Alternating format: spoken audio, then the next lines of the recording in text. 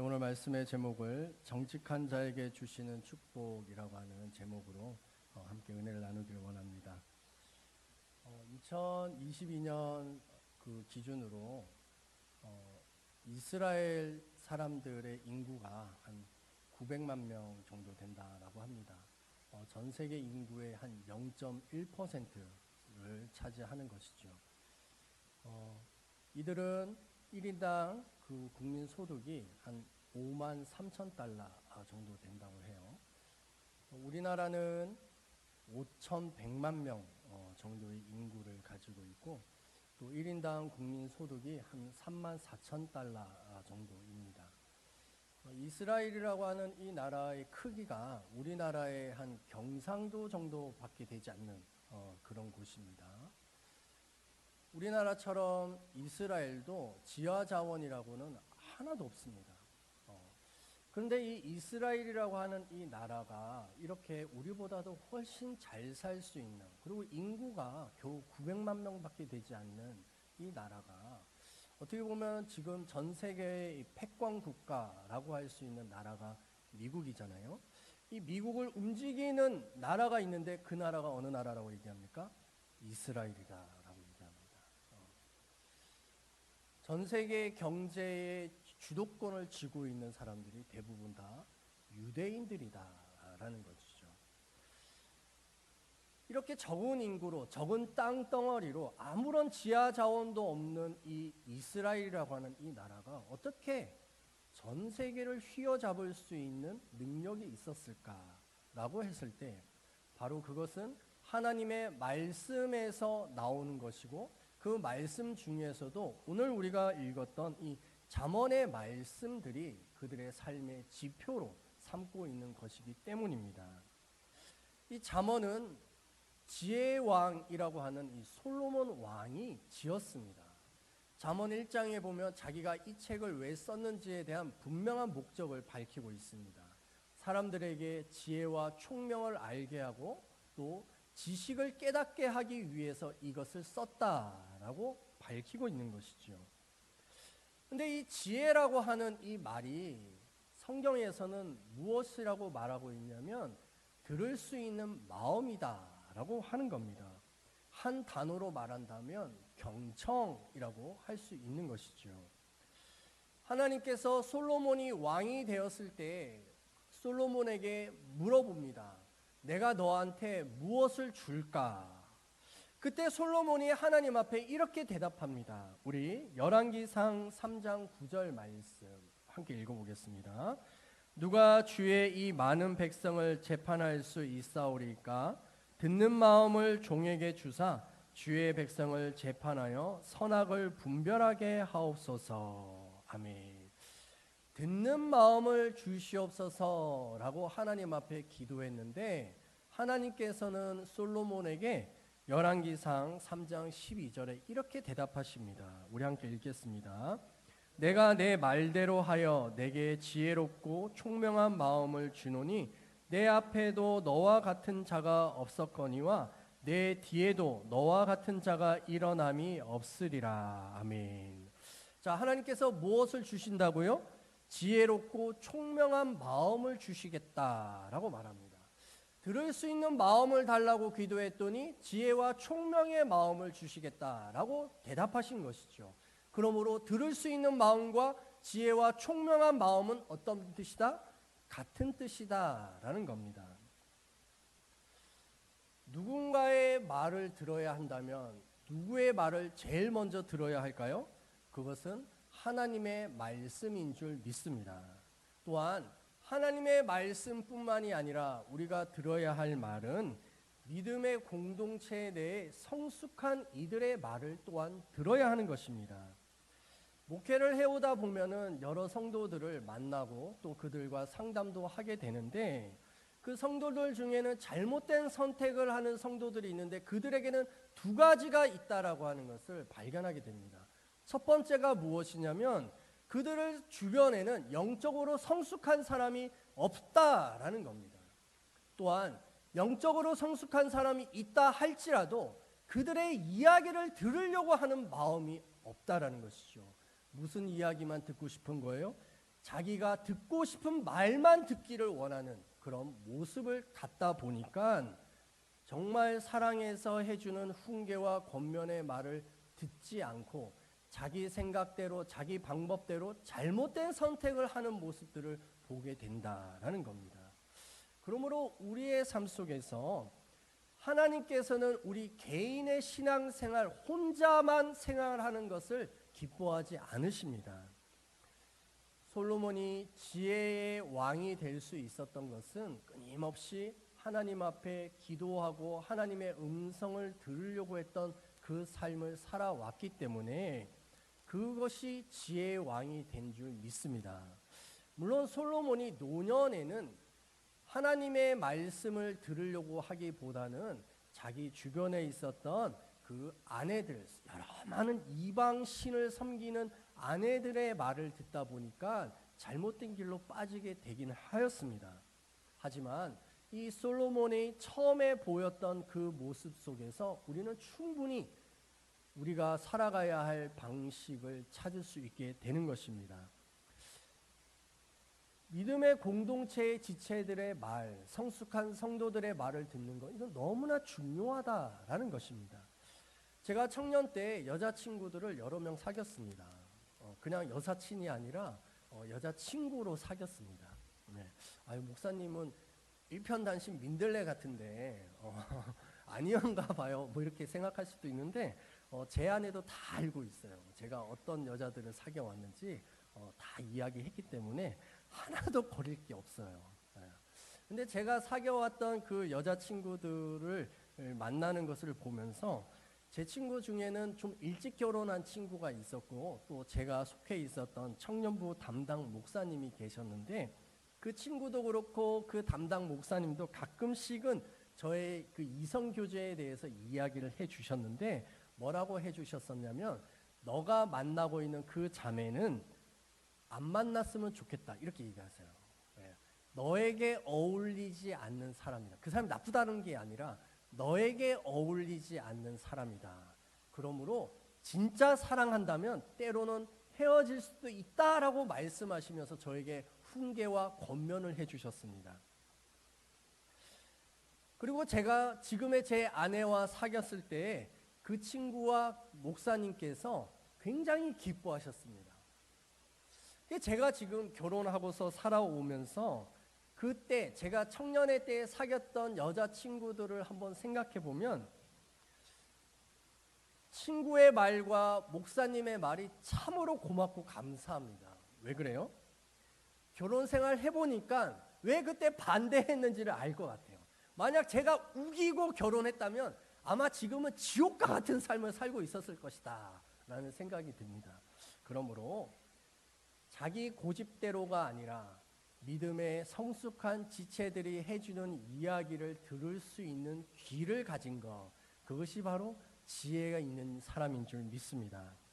오늘 우리가 읽은 본문 14절에도 보면은 지략이 많으면 평안을 누리느니라 라고 말씀합니다.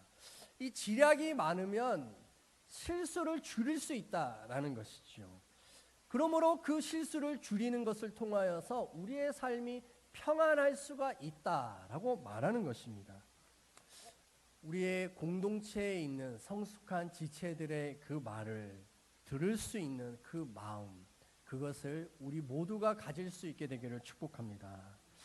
자, 오늘 본문을 통해서 하나님께서 우리에게 주기 원하시는 지혜와 총명에 대한 이것은 무엇이냐면 정직한 사람이 누리는 축복에 대한 말씀입니다. 자, 3절을 보면 정직한 자의 성실은 이라고 말하고 있고요. 6절에서는 정직한 자의 공의는, 11절에서는 정직한 자의 축복으로 라고 정직한 자의 삶에 대해서 계속해서 반복해서 말씀합니다. 이 정직에 대한 정반대의 모습이 무엇입니까? 1절에 보면 속이는 저울은이라고 말하고 있습니다. 그러므로 우리가 들어야 할 하나님의 그 음성은 정직한 자의 삶 속에서 경험할 수 있는 하나님의 복이 무엇인가에 대한 것이다 라는 겁니다. 그러므로 우리는 이 정직한 삶에 대해서 이 두 가지를 끊임없이 지켜내야 하는데, 두 가지 중에 첫 번째가 무엇이냐면 자기 스스로에게 정직해야 한다라는 것입니다. 본인에게 정직한 사람은 자신의 삶을 성실하게 살아갑니다. 3절에서도 보면 정직한 자의 성실은 자기를 인도하거니와 라고 말씀합니다. 자기를 인도한다라고 하는 말은 하루하루 자신이 감당해야 할 그 역할과 맡겨진 책임들을 성실히 해낸다라는 것이죠. 요령과 꼼수와 장깨를 부리지 않는 것입니다. 그렇게 인생의 길을 복잡하게 만들지 않는 것이죠. 스스로에게 정직한 사람은 자신의 길이 고다지게 된다라고 말씀합니다. 하지만 지혜가 없는 사람은 인생이 복잡하고 정리가 되지를 않습니다. 삶의 우선순위가 하늘의 구름처럼 수시로 바뀌어요. 이랬다가 저랬다가 정신이 없습니다. 편법과 불법을 행하는 것에 한치의 거리낌도 없이 행하고 있는 사람이다라는 것입니다. 늘 자기 합리화와 또한 자기 정당화에 빠져 있는 사람입니다. 항상 변명하고 불평하고 남의 잘못이다라고 하는 남 탓하며 살아가는 사람들인 것이죠. 이런 사람들은 3절 후반부에 나오는 것처럼 사악한 자의 자기 멸망의 모습을 보여주게 되는 것입니다. 또한 5절 후반부에 보면은 자기 악으로 자기가 넘어지게 된다라고 말씀합니다. 이것이 다른 말이 무엇입니까? 자기 꾀에 자기가 빠진다라고 말할 수도 있는 것이지요. 그러므로 스스로에게 정직한 사람은 자기가 정해놓은 그 원칙과 철칙을 그 어떤 상황이 온다 할지라도 지켜내는 것입니다. 그 대표적인 사람이 바로 다니엘입니다. 다니엘은요, 바벨론의 전쟁 포로로 잡혀갔던 사람이었습니다. 바벨론 제국은 전쟁 포로들 중에 똑똑하고 잘생기고 지혜가 있는 그 젊은이들을 뽑아다가 훈련시켜서 자기의 제국을 위해서 일할 수 있도록 그렇게 사용했던 나라였습니다. 그래서 이들에게는 가장 최선의, 가장 최고의 것들을 먹이고 입혔습니다. 당시의 최고의 고기는 무엇이었냐면 바벨론 신전에 드려졌던 그 신에게 제사했던 제물의 고기였습니다. 그래서 이들에게 그 고기를 제공하였던 것이죠. 하지만 그 고기를 받아들었던 다니엘은 하나님을 믿는 이 신앙 속에서 우상에게 바쳐졌던 그 제물을 도저히 먹을 수가 없었던 것입니다. 그래서 다니엘은 자기 스스로 더럽히지 않겠다라고 스스로 결단을 했습니다. 그리고 하나님 앞에 다니엘 1장 8절처럼 기도하게 된 것이죠. 우리 함께 1장 8절 말씀 읽겠습니다. 다니엘은 뜻을 정하여 왕의 음식과 그가 마시는 포도주로 자기를 더럽히지 아니하리라 하고 자기를 더럽히지 아니하도록 환관장에게 구하니. 아멘. 하나님을 믿는 신앙의 이 결단을 통하여서 자기를 지금 관리하고 있는 그 환관장이라고 하는 이 사람에게 도전을 합니다. 열흘 동안 자기는 채식만 먹고 다른 사람들은 고기를 먹여서 누가 더 얼굴이 윤택해지는가 한번 해보기를 제안한 것이죠. 어떻게 됐을까요? 다 아는 것처럼 채식만 하였던 다니엘의 얼굴이 더 빛이 났다라고 말합니다. 자기가 결단한 이 신앙을 지켜내기 위해서 하나님 앞에서 스스로 정직하게 그 일들을 걸어갔던 사람이었다라는 것입니다. 또한 다니엘은요, 망해버린 이스라엘을 바라보면서 예레미야 선지자가 예언하였던 하나님의 그 말씀이 마음에 새겨졌습니다. 반드시 이 이스라엘을 회복시키리라 라고 하는 것 속에서 다니엘은 결단합니다. 스스로를 마음을 정하였습니다. 매일 하루 3번씩 예루살렘 이스라엘을 향하여서 내가 기도하리라 라고 정한 것이죠. 다니엘을 시기하였던 사람들이 있었었는데 이 사람들이 그 왕에게 왕의 충신인 것처럼 하면서 제안을 합니다. 무슨 제안을 하냐면 왕이여 앞으로 30일 동안 왕 이외에 신이라든지 사람에게 기도하는 사람이 있다면 그 사람을 사자굴에 던져 넣어 주십시오 라고 마치 왕을 높이는 것처럼 이렇게 꾸며서 다니엘을 죽이기 위한 이 방편을 행하였습니다. 결국 왕은 그 조서에 도장을 찍고 시행하라 라고 명하였습니다. 이 모든 것을 다 알고 있었던 다니엘은 어떻게 했을까요? 다니엘 6장 10절 말씀 우리 함께 읽겠습니다. 다니엘이 이 조서에 왕의 도장이 찍힌 것을 알고도 자기 집에 돌아가서는 윗방에 올라가 예루살렘으로 향한 창문을 열고 전에 하던 대로 하루 3번씩 무릎을 꿇고 기도하며 그의 하나님께 감사하였더라. 아멘. 자기가 하나님 앞에 기도하면 사자굴에 던져질 것을 뻔히 알면서도 다니엘은 스스로에게 정직한 그것을 지키기 위해서 여전히 하나님을 향하여서 예루살렘을 향하여서 기도를 하였다라고 말씀합니다. 어떻게 되었을까요? 다니엘은 사자굴에 던져졌습니다. 하지만 하나님께서는 그 사자들의 입을 막으시고 다니엘을 살리신 것이죠. 다니엘을 죽이려고 하였던 그 사람들이 대신 사자굴에 던져졌고 사자들은 그 사람들의 육신을 찢어 죽였습니다. 스스로에게 정직하고 하나님을 향한 이 믿음과 이 신앙을 지키고자 살아가는 그 사람들에게 하나님께서는 그 사람의 인생을 반드시 지켜주시는 줄 믿습니다. 두 번째로 정직해야 할 그 사람은 무엇이냐면 타인에게도 정직해야 한다라는 것입니다. 사람들과의 관계 속에서 말로 정직해라라는 겁니다. 자신을 과대 포장하고 자신을 더 멋진 사람으로 보이지 말라라는 것이지요. 그래서 2절을 보면 교만이 오면 욕도 오거니와 라고 말하고 있습니다. 교만하지 않는 모습, 지혜가 있는 척, 무엇인가를 아는 척, 잘난 척 이렇게 자기 자신을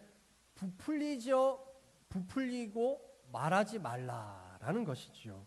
우리 잠언 11장 9절 말씀 다시 한번 읽어보겠습니다. 악인은 입으로 그의 이웃을 망하게 하여도 의인은 그의 지식으로 말미암아 구원을 얻느니라. 아멘. 타인을 이 험담함으로 깎아내리지 말라라고 말씀하는 겁니다. 상대방의 좋지 않은 이야기를 제3자에게 떠벌리고 다니지 말라라는 것이죠. 제가 며칠 전에 식당에서 밥을 먹었습니다. 옆 테이블에 앉아있는 사람들의 이야기가 바로 옆이다 보니까 너무 잘 들려오는 거예요. 회사 사람들인 것 같아요. 이렇게 같이 밥을 먹는 사람들이. 밥을 먹으면서 이게 술잔을 이렇게 쭉 받으면서 이야기를 하는데 뭐라고 말하냐면 회사 사람인 것 같아요. 나는 그 사람 진짜 왜 얼굴이 그따위로 생겼어? 라고 그 얼굴을 비난하는 거예요. 아니 얼굴을 왜 비난하는 거예요? 아니, 그렇게 태어난 걸 어떻게 해? 그렇잖아요. 네. 뭐 수술하는데 돈을 빌려준 것도 아니고 보태준 것도 아닌데 와, 나 그 사람 얼굴 정말 보면은 힘들어 뭐 이러면서 이야기를 하는 거예요. 네. 또 다른 사람에 대한 이야기인 것 같아요.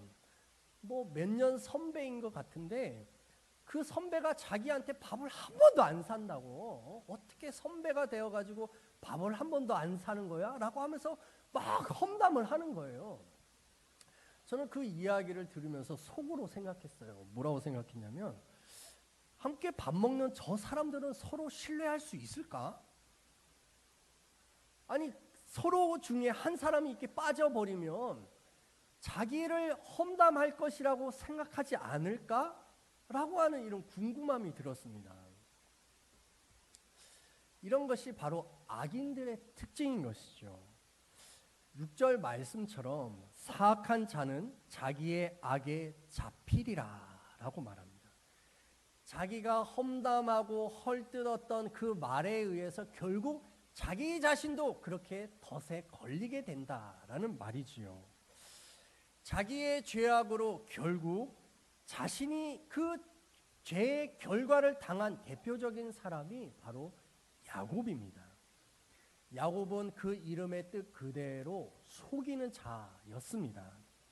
형과 아버지를 속였습니다.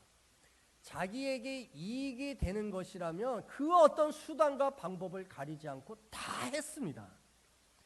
이렇게 살아왔던 노년의 야곱이 자기의 인생을 되돌아보면서 뭐라고 말하냐면 나는 참으로 험악한 세월을 살았구나 라고 말합니다. 우리 창세기 47장 9절 말씀 함께 읽어보겠습니다. 야곱이 바로에게 아뢰되 내 나그네 길의 세월이 130년이니이다. 내 나이가 얼마 못되니 우리 조상의 나그네 길의 연조에 미치지 못하나 험악한 세월을 보내었나이다 하고. 아멘. 남을 속이며 살았던 이 야곱은 험악한 세월을 살았다라고 노년의 자신의 삶을 돌아보면서 그렇게 고백하는 것이죠. 자기 꾀에 빠지게 된 것입니다. 이 야곱은요, 장인 어른에게 20년 동안 속고 살았습니다. 자기 아내에게 속았고요, 자기 자식들에게 속았습니다. 또한 그 자식들은 또 다른 사람들을 속였고 다른 사람들을 살육하는 그런 고통의 삶을 이 야곱은 경험하게 되었다라고 말하는 것이죠. 그러므로 우리는 타인에게 향하여서 정직해야 한다라고 말씀합니다. 다른 사람들을 도와주고 그들을 위로하고 격려하는 이 일들을 해야 하는 것이죠. 어쩌다 알게 된 남의 비밀이 있다면 그 비밀을 지켜주고 보호해줘야 하는 것입니다. 말을 함부로 하지 않고 실수를 줄이는 이 일들을 해야 하는 것이죠. 우리 에베소서 4장 29절 말씀 함께 읽어보겠습니다. 무릇 더러운 말은 너희 입 밖에도 내지 말고 오직 덕을 세우는데 소용되는 대로 선한 말을 하여 듣는 자들에게 은혜를 끼치게 하라. 아멘. 성도들은 무엇을 세워야 한다라고 말합니까? 덕을 세워야 한다라고 하는 것이지요. 서로에게 힘이 되고 위로가 되고 격려가 되는 이 말들을 하는 것입니다. 물론 훈계와 권면도 필요합니다. 하지만 이런 말들은 영적인 권위자들이, 믿음이 성숙한 자들이 할 수 있는 것입니다. 누가 하는 것입니까? 목장의 목자들이 할 수 있는 것이죠. 또 우리 주변의 목회자들과 믿음이 또 본이 될 수 있는 이들이 해줄 수 있는 말들입니다. 그러므로 우리는 본인 스스로에게도 정직해야 하고 타인에게도 정직해야 할 줄 믿습니다. 하지만 이 정직이라고 하는 것이 단지 자기의 결심만으로는 되지 않습니다. 궁극적으로는 성령님께서 도와주셔야지만 가능한 것입니다. 우리 갈라디아서 5장 15, 16절 말씀 함께 읽겠습니다. 만일 서로 물고 먹으면 피차 멸망할까 조심하라. 내가 이르노니 너희는 성령을 따라 행하라. 그리하면 육체의 욕심을 이루지 아니하리라. 아멘.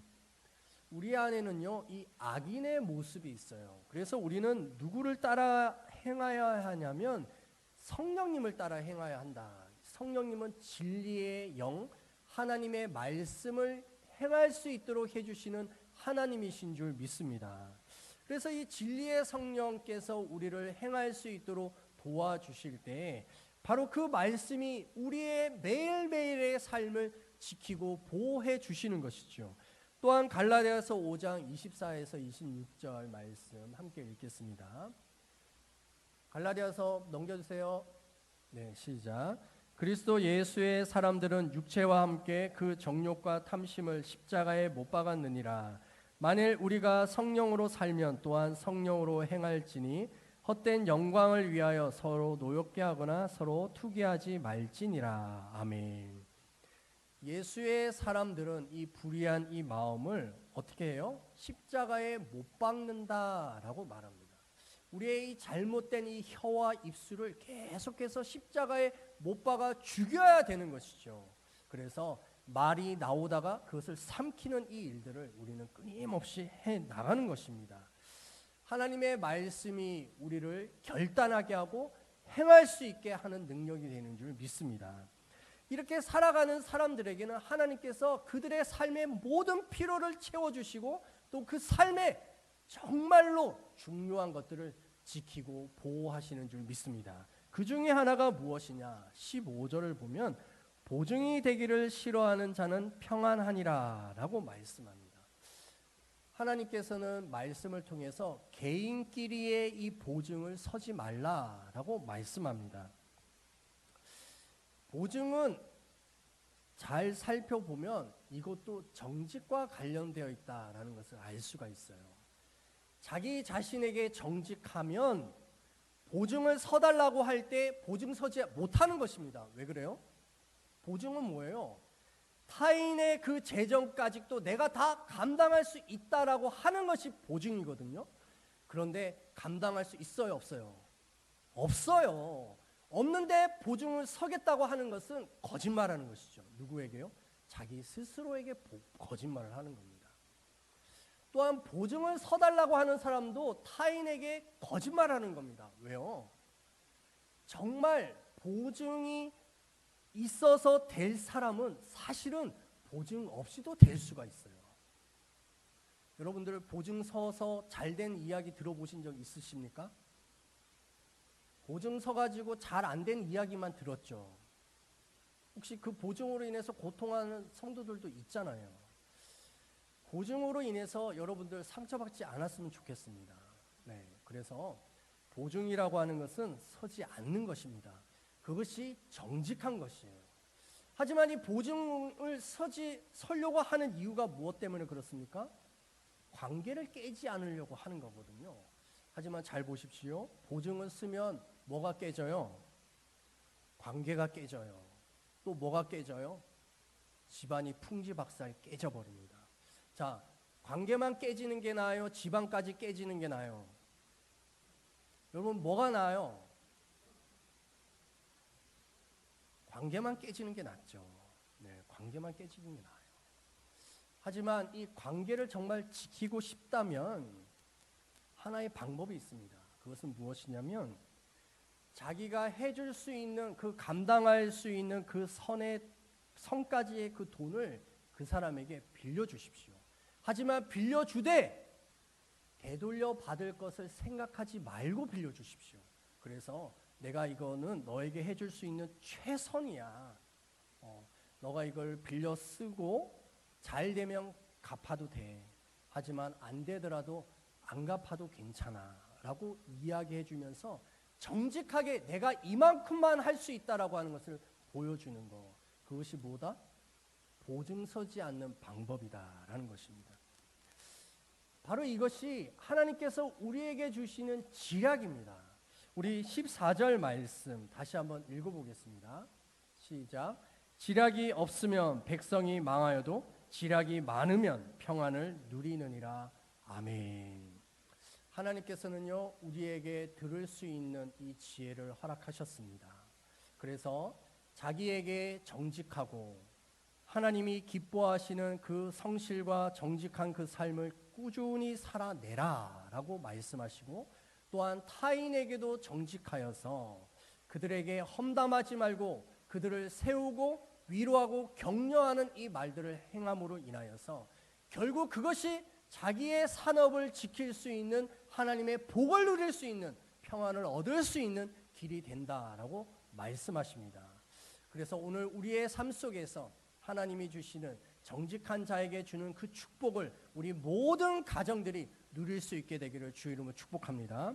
우리 이 시간 함께 기도합시다. 결단합시다. 하나님, 내가 하나님 앞에 정직하여서 본인 스스로에게 정직하여 하나님의 말씀과 기도의 삶을 꾸준히 살아가게 하여 주시고, 또한 타인의 덕을 세우고 그들을 위로하고 격려할 수 있는 우리 입술을 지킬 수 있는 것을 통하여 우리의 산업을 지켜달라고 우리 주여 일창하며 기도하겠습니다. 주여!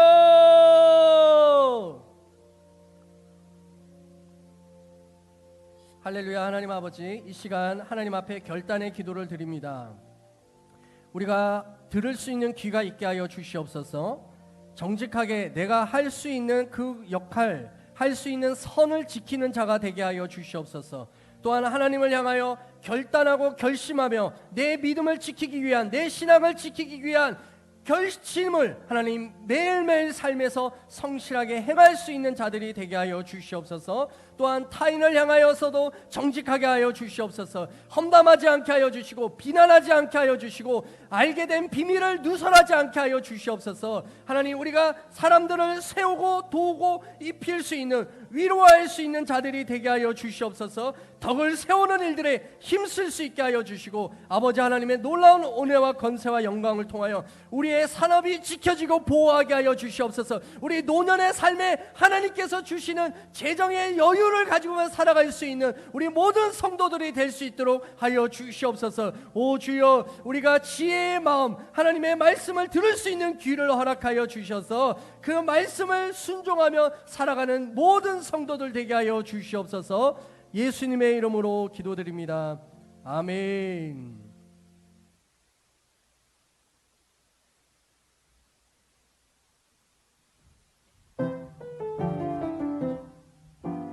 그러므로 우리가 여호와를 알자.